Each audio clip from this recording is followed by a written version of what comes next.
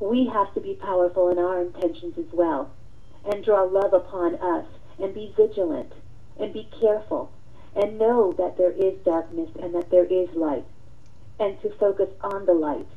So my thoughts to this person who is writing us from wherever they're writing to us is, yes, these things do happen, but we have to see that we are not the only ones co-creating.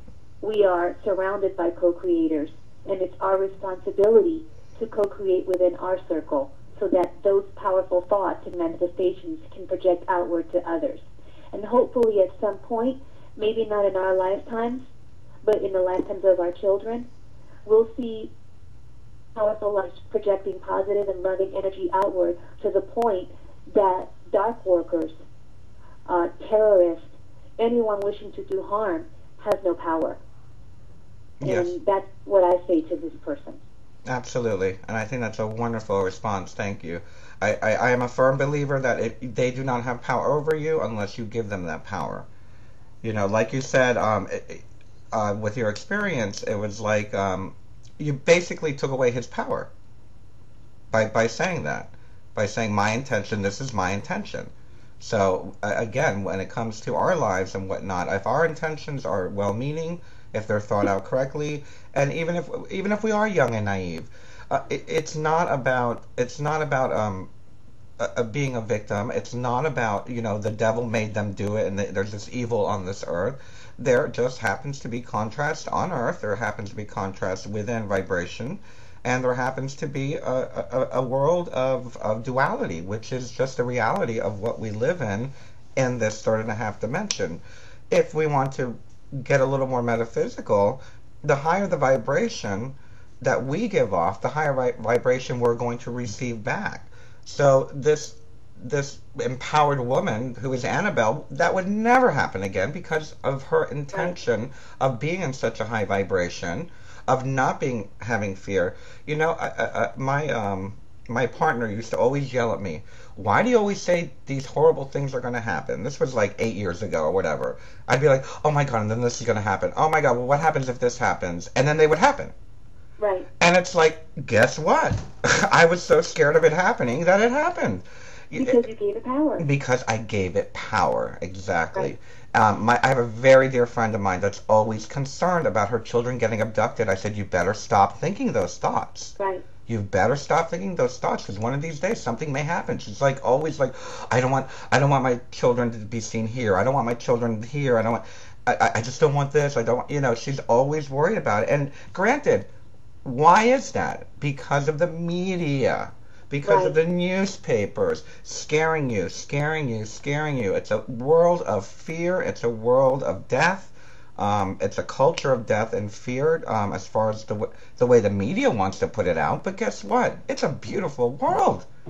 It's a gorgeous world. We live in such beauty. We have beautiful mountains and lakes and streams and rivers and beautiful people and plants and animals. And it is paradise on earth if we so choose it to be. Jesus Christ said it. Heaven is upon the earth and men choose not to see it. Right.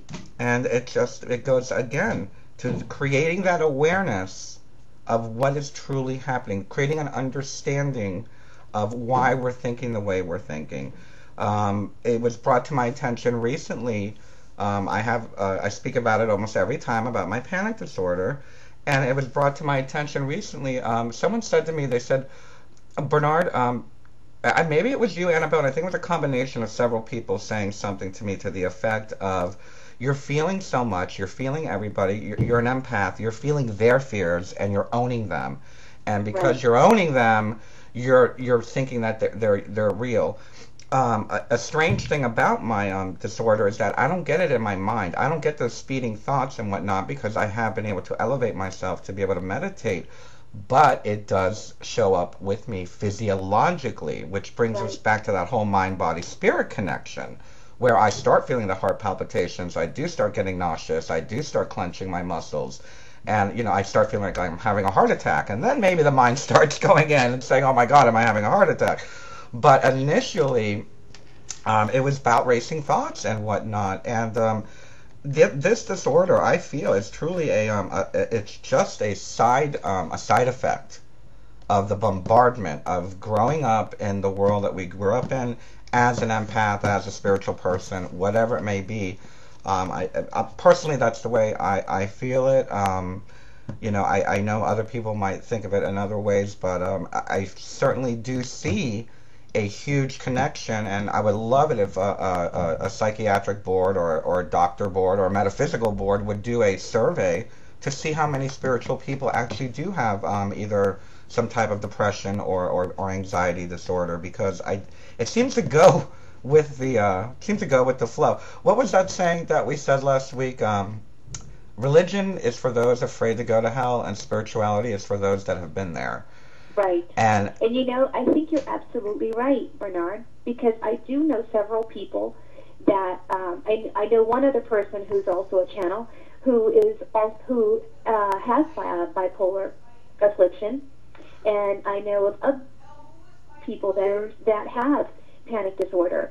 And one of the things that is very common in anyone who is so in tune to vibration is that you are allowing, sometimes unknowingly, sometimes knowingly, you are allowing the energy of others to come into your physical energy. We all have energy fields. We all have the power to protect our energy fields, but we don't know about that. And when others are around you and you take in that energy, what happens? It manifests. It has to manifest somewhere. And I think it would be premature for anyone to say that panic disorder is the same for everyone. It is a very individual affliction. It's experienced in an individual level. You have to own your own experience, and I don't think that it can be generalized. I think that there are symptoms that can be fundamental, put out at maybe explaining, but your experience is totally individual and should be acknowledged. I can tell you that I used to work with someone that had this energy about them that was so dark that when I would enter a room with this person, I would feel like vomiting. And I would have to leave that presence immediately. Yes. So you have to, you either see it and you feel it and you say, okay, this is not good for me, I need to walk away, or you don't understand what it is. And that conversation was between the two of us, by the way. I remember it now clearly.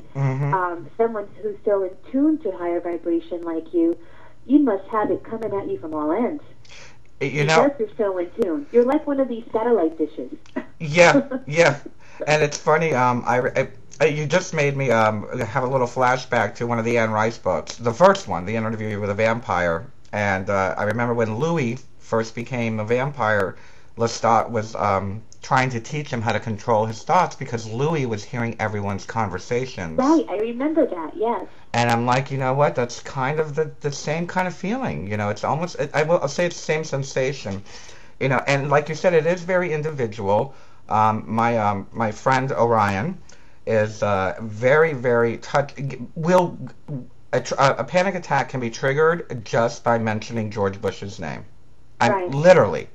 I mean, I try not... Politics we can talk about. But if I talk about Bush policy and go into the intricacies of the illegalities of it, or the impeachment process, which should have been done a long time ago, he seems to get into a very... I don't want to say enraged. He gets scared. He feels like crying. He takes it very personally. Very personally. And, like I said, we all have different triggers and whatnot. I happen to have taken the politics and the state of our country very personally several years ago, and that's probably when I had my midlife crisis, I'll call it. I ended up in the early one. I ended up in the hospital with an arrhythmia, and I think it was because it was like, how can we let this happen? And I was just taking it so personal, and it was through getting back to the early practices of meditation. Getting back into contact or whatever it was. I didn't know exactly what it was then. I do now. Doing what I needed to do, of being forced to be the light worker, to be the teacher, being forced into this as my calling. And I don't want to say forced, but kind of just like shoved in that direction very firmly. But you are accepting of that direction also. I mean, granted,